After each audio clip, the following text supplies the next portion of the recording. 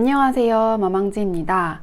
오늘은 제목부터 자극적이고 내용까지 악 그 자체인 미스터리 범죄 소설을 소개해 볼까 합니다.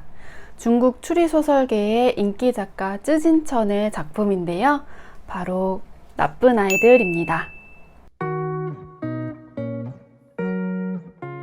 저는 사실 쯔진천의 작품 중에서 무증거 범죄를 정말 재미있게 읽었었거든요.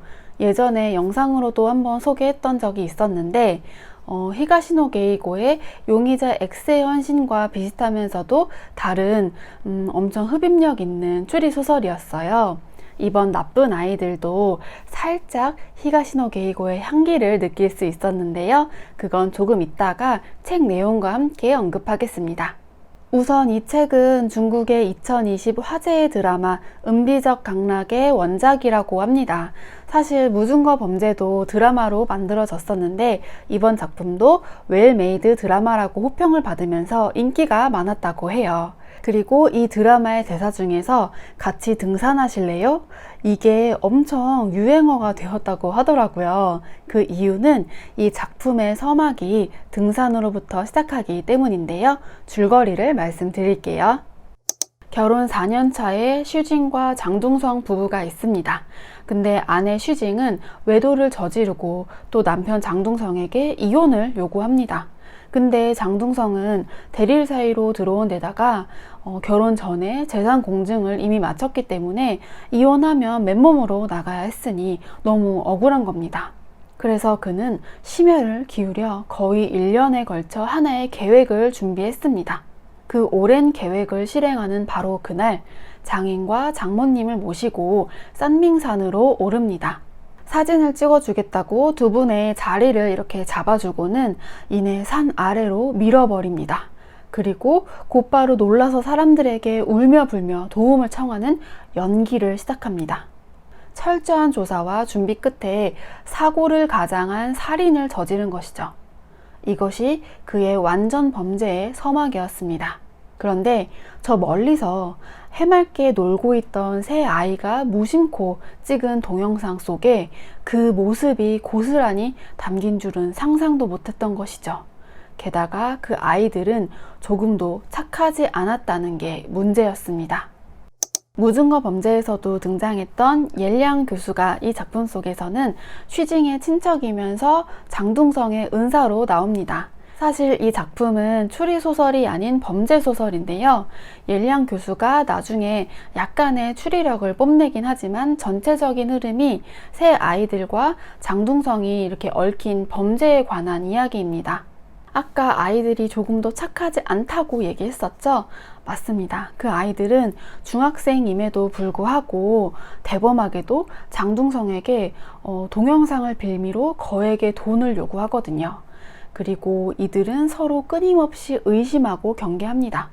사실 아이들 입장에서는 주도 면밀하게 사고를 위장해서 가족을 살해한 아주 무서운 아저씨이고, 또 장둥성의 입장에서는 영악하게 자신을 협박하는 나쁜 아이들일 뿐인 거죠. 안부를 물을 필요도, 또 서로의 신상 정보를 알 이유도 없고 돈과 동영상이 걸려있기 때문에 어쩔 수 없이 교류할 수밖에 없는 그런 위태로운 관계일 뿐이었습니다. 그러다가 아이들은 또 하나의 사건에 휘말려 들게 되는데 그 운명의 장난이 거듭되면서 사건은 계속해서 커지고 비밀 하나를 덮기 위해서 더 큰 일을 저지르게 되고, 그렇게 지켜야 할 비밀은 계속해서 늘어만 갑니다. 이야기는 이렇게 하나의 사건으로부터 시작해서 점차 눈덩이가 불어나듯이 커져만 가요. 그런데 세상에 완벽한 비밀이란 게 있을까요? 이 작품에서 그런 비밀을 지켜내기 위해서 이들이 어떤 일까지 벌이는지, 또 그 악의 민낯까지도 볼 수 있습니다. 그리고 히가시노 게이고의 향기를 느낄 수 있다고 했었는데요. 그의 작품 중에 악이라는 작품에서 기록이 되게 중요한 역할을 하거든요. 그 상황을 그대로 기록하는 CCTV와 같은 영상물과는 다르게 글로 쓴 기록은 묘하게 변질될 가능성이 있는데, 그 부분을 잘 이용한 굉장히 재미있는 추리소설이거든요. 이것도 정말 적극 추천하는 작품입니다. 아무튼 이 나쁜 아이들 작품에서도 어떤 기록물이 등장하게 되는데 그것을 쓴 사람의 의도와 또 읽는 사람이 받아들이는 바가 아주 다르고요. 또 사건에 정말 중요하게 쓰이게 됩니다.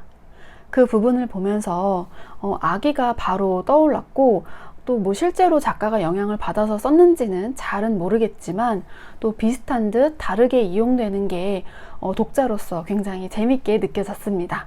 또한 자신의 이익과 돈 앞에서 사람이 진짜 이렇게까지 할 수 있다고 싶을 정도로 그런 농도 깊은 악함을 556쪽에 걸쳐서 본 것 같아요. 그런데 그 이야기가 처음부터 엄청 흡입력 있게 시작되어서 정말 눈을 뗄 수가 없더라고요.